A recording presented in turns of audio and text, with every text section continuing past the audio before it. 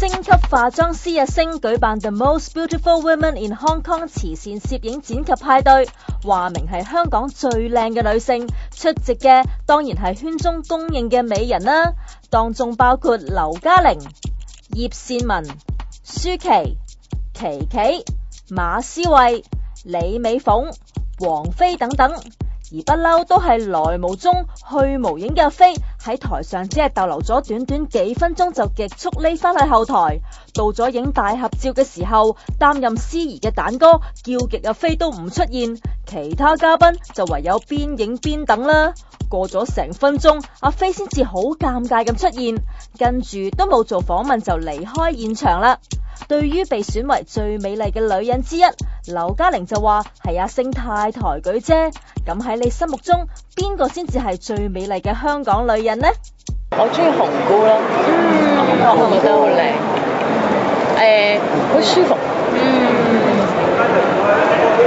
依家嗰啲星好多都人工化咧，即係個個好多都整容啊。咁你覺得點睇咧？依家啲我覺得如果可以令自己靚啲嘅，可以令到自己信心多啲嘅、大啲嘅，我覺得無妨啊。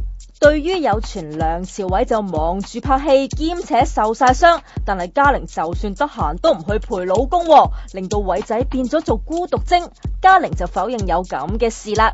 你覺得我會唔會唔理佢嘅？同埋佢拍呢套戲咧，周不時都會有啲小傷啦。咁即係公司都好錫佢嘅。